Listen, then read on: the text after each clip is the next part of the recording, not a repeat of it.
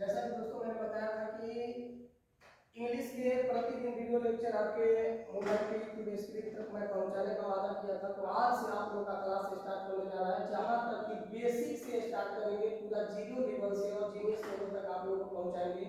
और सभी दोस्तों से, सभी एकेडमिक लेवल के स्टूडेंटों से मेरा आग्रह यही है कि आप लोग वीडियो को एंड तक देखें और जो भी चीजें नोट करना है, राइट डाउन करना है, वीडियो को पॉज कीजिए और आसानी से आप लोग राइट डाउन कर सकते हैं, क्योंकि हम आपको उस लेवल तक पहुंचाएंगे जहां पर आप अपने मंजिल को प्राप्त कर सकते हैं।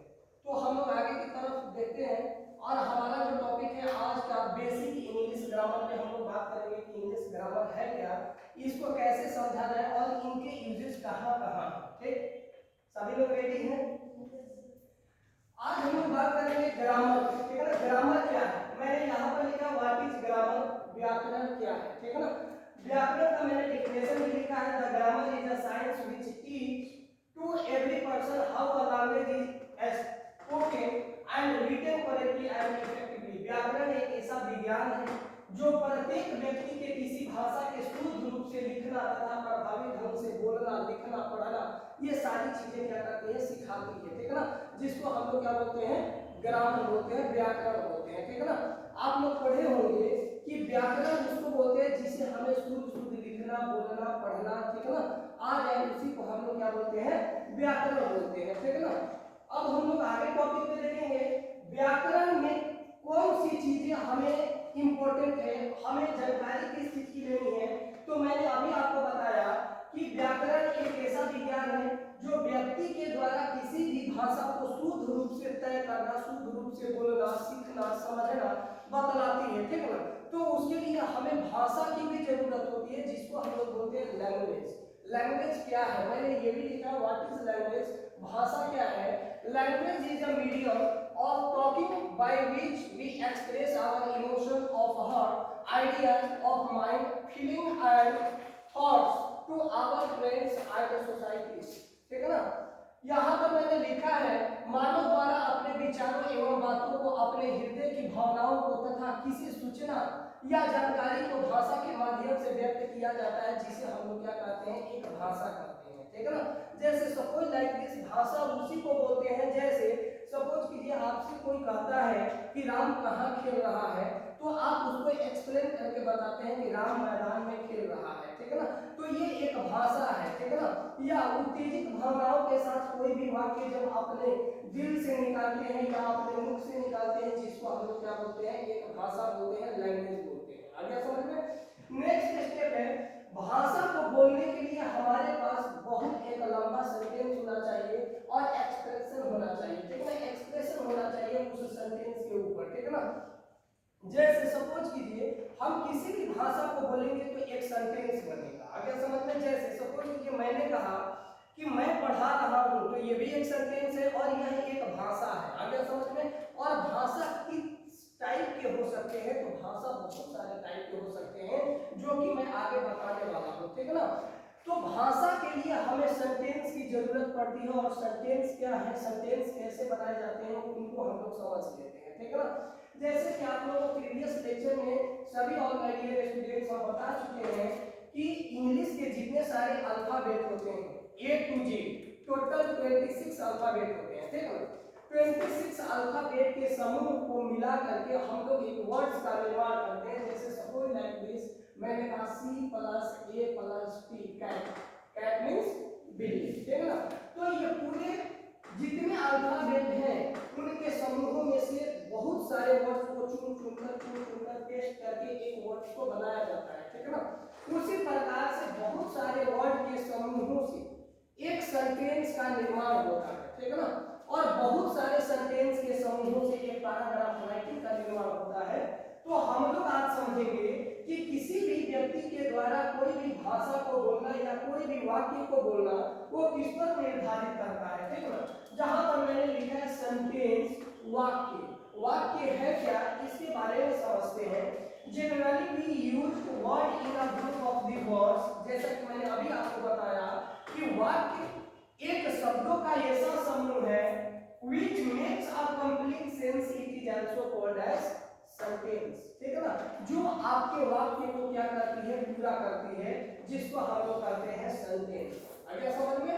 नेक्स्ट स्टेप, अब हम लोग देखेंगे पैटर्न ऑफ द सेंटेंस। ठीक है ना, वाक्य बनाने का तरीका क्या है, वाक्य बनाया कैसे जाता है। जब हम लोग वाक्य को एक्सप्लेन करते हैं या कोई भी वाक्य बोलते हैं तो उनमें कौन कौन सी चीजें की जरूरत पड़ती है। जैसे सपोज लाइक दिस, मैंने यहाँ पर लिखा भी है सब्जेक्ट, ऑब्जेक्ट और वर्ब। ठीक, कर्ता, कर्म और क्रिया। ठीक है ना, जैसे मैंने कहा राम खाना खा रहा है।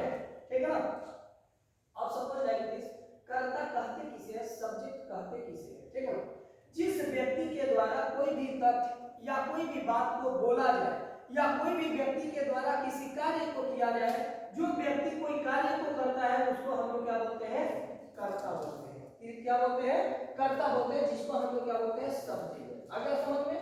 अब हमारे पास ऑब्जेक्ट, कर्म क्या है, यानी कि कार्य हो रहा है।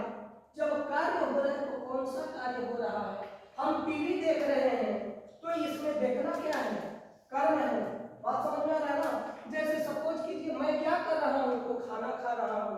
आगे समझ में। नेक्स्ट, मैंने यहाँ पर लिखा है राम खाना खा रहा है, Ram is eating the food. Ram क्या हुआ आपका, सब्जेक्ट, ईटिंग क्या हुआ, वर्ब, द फूड क्या हुआ, ऑब्जेक्ट। राम क्या खा रहा है, तो भोजन कर रहा है। आगे समझ में। तो किसका कर्म क्या कर रहा है, तो भोजन करने का कर्म कर रहा है। आगे समझ में, काम कर रहा है, जिसको हम लोग बोलते हैं ऑब्जेक्ट। समझ में आ गया। अब एक बात और मैं बताना चाहूंगा, इसी चीज को जब हम लोग हिंदी में रिपीट करते हैं तो कुछ मीनिंग दूसरा निकलता है।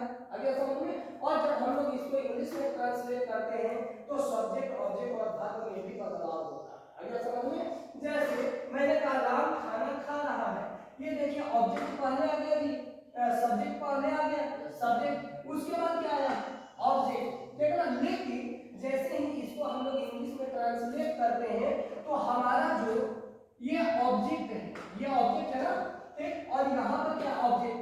ठीक, हिंदी में सब्जेक्ट के बाद ऑब्जेक्ट आता है, लेकिन अंग्रेजी में सब्जेक्ट के बाद क्या आता है, एक वर्ब आता है। ठीक है, और वर्ब क्या है, इज। अगर समझिए, और इज एक ऐसा वर्ब है जिसको हम लोग बोलते हैं हेल्पिंग वर्ब। ठीक है ना, हेल्पिंग वर्ब का मतलब है सहायक क्रिया। ठीक है ना, इस क्रिया को हेल्पिंग वर्ब को ही हम लोग एक्सिलियरी वर्ब भी बोलते हैं। ठीक है ना, helping verb is also known as auxiliary verb. ठीक, हेल्पिंग वर्ब में क्या क्या आते हैं उस चीज को भी जान लेते हैं।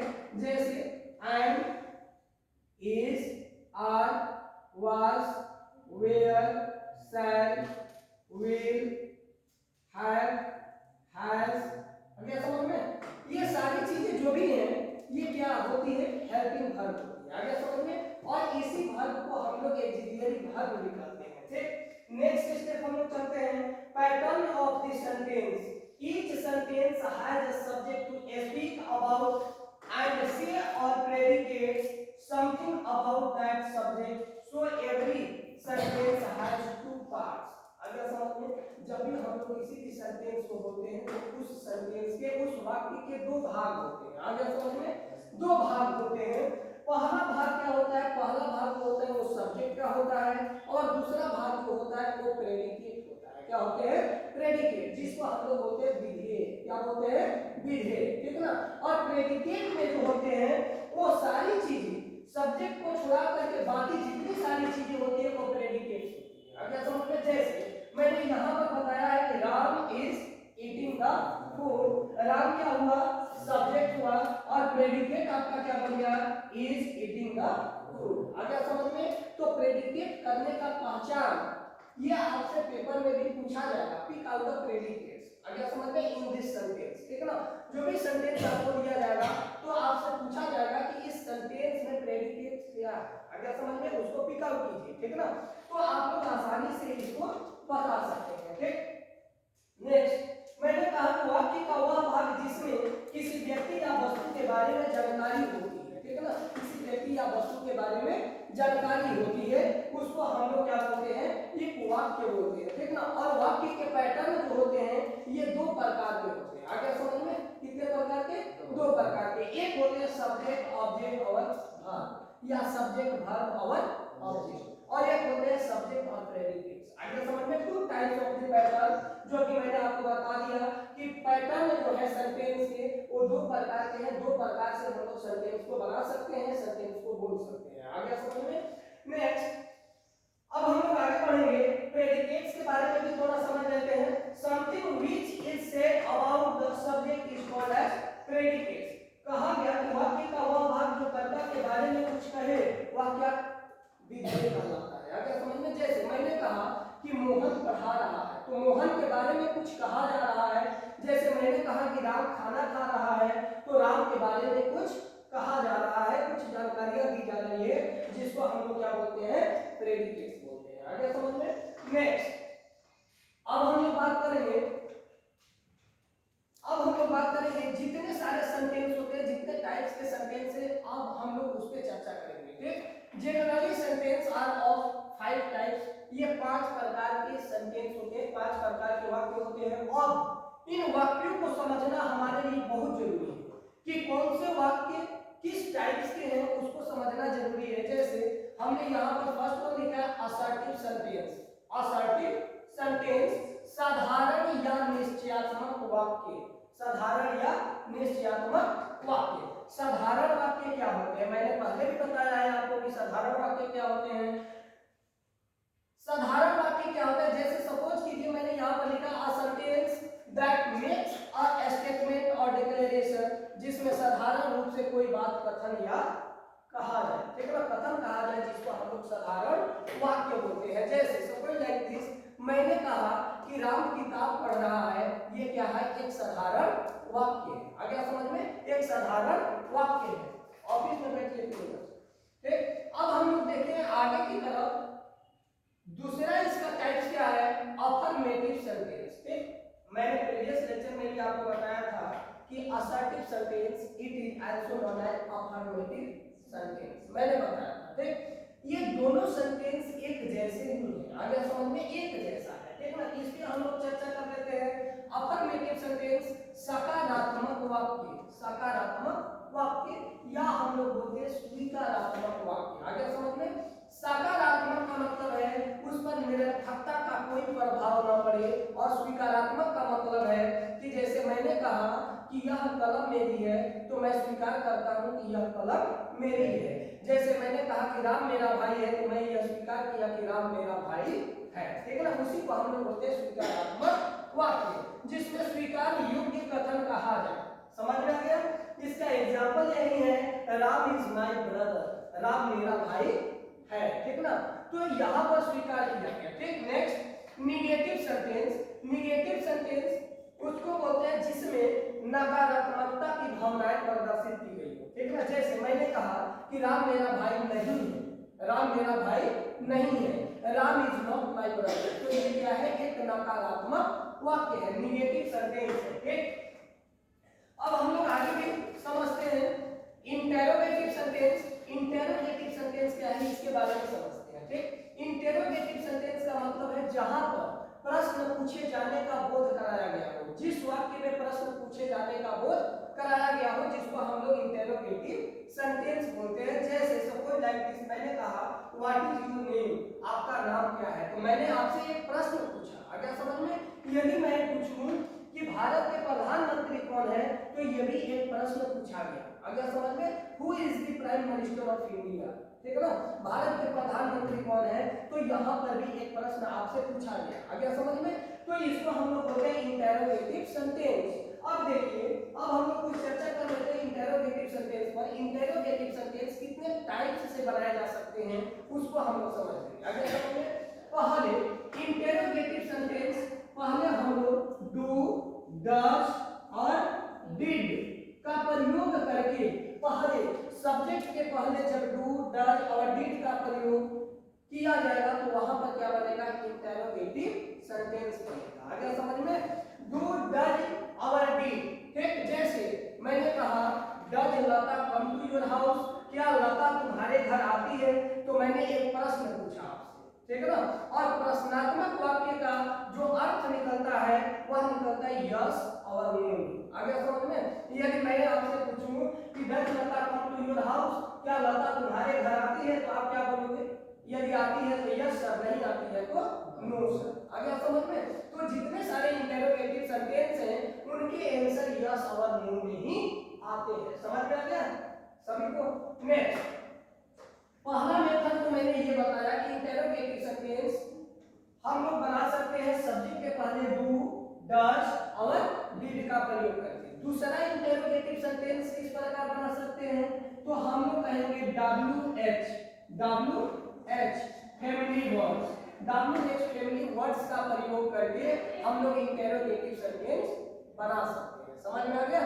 Interrogative sentence WH family words अभी तो बहुत कुछ नहीं पढ़ाया है आपको, लेकिन छोटा मोटा भाषा में हम सिखाऊंगा आपको कि WH फैमिली वर्ड्स जैसे मैंने कहा व्हाट इज योर नेम, तो WH का प्रयोग किया गया ना।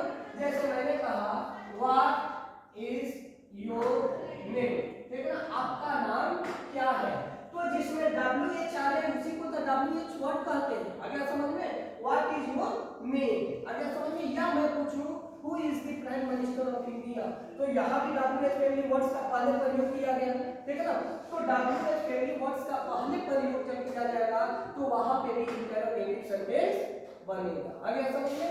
नेक्स्ट थर्ड वन, यदि मैं कहूं कि हेल्पिंग वर्ब जो है is, and, are, was, were, shall, will, have, has, अगर समझ में, इसका भी प्रयोग किसी भी सब्जेक्ट के पहले जब करते हैं तो हमारा जो सेंटेंस बनता है वो इंटेरोगेटिव सेंटेंस बनता है। सभी को समझ में आ रहा है ना? इंटेरोगेटिव सेंटेंस बनता है। ठीक, फोर्थ वन क्या है कि इंटेरोगेटिव सेंटेंस और किस प्रकार से बना सकते हैं, तो फोर्थ वन जो है आप लोगों को मैंने डेमो लेक्चर में बताया था कि वर्ब के जितने सारे मॉडल होते हैं, ठीक है ना, वर्ब के मॉडल, ठीक है ना, वर्ब के जितने सारे मॉडल होते हैं जैसे can, could, should, may, might, would, अगर समझ में, शुड, इनका प्रयोग जब हम लोग किसी भी सब्जेक्ट के पहले करते हैं तो इंटेरोगेटिव सेंटेंस का निर्माण होता है। आगे समझ में। यदि मैं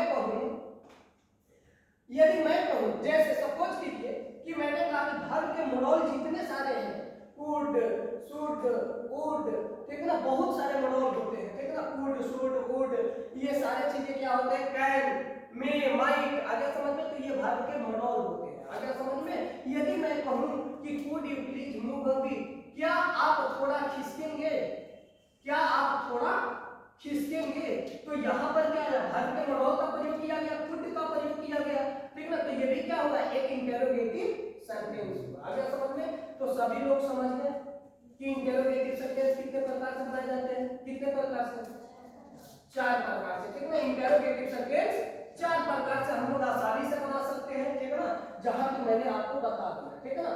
अब जो भी WH फैमिली वर्ड्स हैं और WH फैमिली वर्ड्स के जितने सारे एडवांस हैं वो सारी चीजें हम अगले लेक्चर में आप लोगों को बताते चलेंगे, ठीक है ना।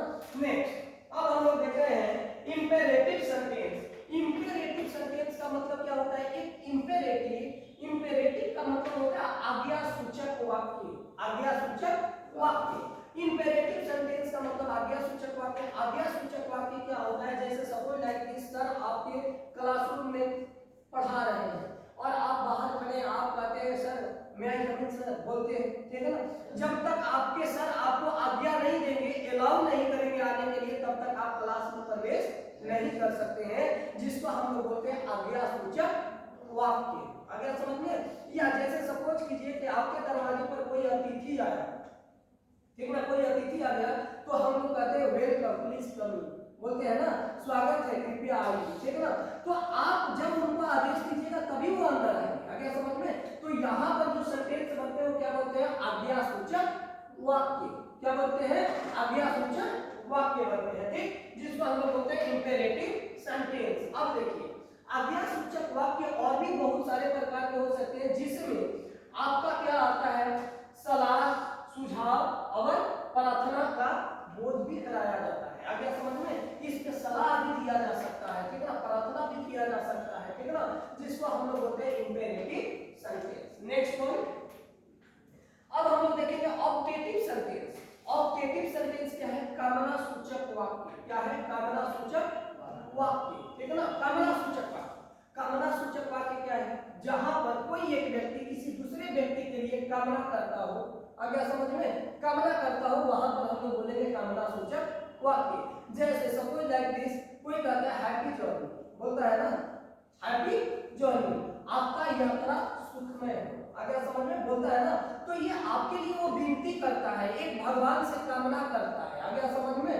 तो यहाँ पर हम लोग बोलेंगे, क्या बोलेंगे, कामना सूचक वाक्य, अगर समझ में, जिसमें एक प्रार्थना का भी बोध होता है और कामना का भी बोध कराया जाता है, अगर समझ में, जिसको हम लोग बोलते हैं कामना सूचक वाक्य। नेक्स्ट स्टेप एक्सक्लेमेटरी सेंटेंस, विस्मयादि बोधक वाक्य। और मैंने प्रीवियस लेक्चर में भी आपको बताया विस्मयादि बोधक जो वाक्य होते हैं ये सडन फीलिंग और इमोशन के भाव को उत्तेजित करते हैं, आगे समझ में। सडन फीलिंग और इमोशन क्या है, जैसे सपोज लाइक दिस, अचानक कोई दुख की भावना, अचानक कोई सुख की भावना घटित होती है, या किसी भी व्यक्तियों को ये सूचना मिलती है, जिसको हम लोग क्या बोलते हैं, विस्मयादि बोधक वाक्य। जैसे मैंने कहा, सपोज लाइक दिस, जैसे मैंने कहा कि हम लोग टीवी पर मैच देख रहे हैं, ठीक है ना, भारत और पाकिस्तान का, ठीक।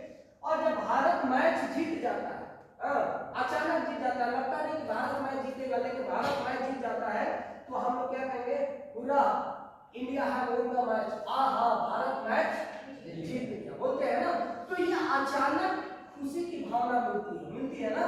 लेकिन सपोज कीजिए कि भारत मैच जीतने वाला है, लेकिन अचानक भारत मैच हार जाता है, तो हम लोग वहां पर क्या लगाते हैं, ओ लगाते हैं ना, O India has lose the match, अगर समझ में, भारत ने मैच क्या किया, खो दिया, अगर समझ में, यानी कि भारत ने मैच हार गया, अगर समझ में। तो यहाँ पर एक दुख की भावना घटित हो रही है, तो बाबू जहां पर आपको अचानक कोई दुख की भावना, कोई सुख की भावना, या जैसे सपोज लाइक मैंने कहा I have get a job, अगर समझ में, मुझे नौकरी मिल गई, I have got a job, अगर समझ में, मुझे नौकरी मिल गई, तो ये भी क्या है, एक अचानक खुशी की भावना है। जैसे सपोज कीजिए बहुत सारे स्टूडेंट 10th के एग्जाम दिए होंगे, अचानक रिजल्ट आ जाए, नहीं, अचानक कोई फर्स्ट डिवीजन से पास कर जाए, तो कोई कहेगा आहा मैं तो पास कर गया, बोलते हैं ना। तो ये अचानक कोई खुशी की भावना उत्तेजित होती है, क्या समझ में। अब आपका नेक्स्ट सेंटेंस का जो टाइप्स है वो हम कहते हैं ऑर्डर ऑफ द सेंटेंस, ठीक, क्या ऑर्डर ऑफ द सेंटेंस, जो कि मैंने यहाँ पर मेंशन नहीं किया है, ठीक। ऑर्डर ऑफ द सेंटेंस, आदेश सूचक वाक्य। आदेश सूचक वाक्य क्या होते हैं, जैसे मैंने कहा कि राम तुम बाजार जाओगे, मैंने राम को क्या किया, आदेश दिया ना, ऑर्डर दिया, आ गया समझ में। या मैं कहूं कि आप क्लासरूम से बाहर जाओ, मैंने आपको आदेश दिया, आ गया समझ में। तो ये हो गया आपका आदेश सूचक वाक्य, आ गया समझ में, आदेश सूचक वाक्य, आ गया समझ में।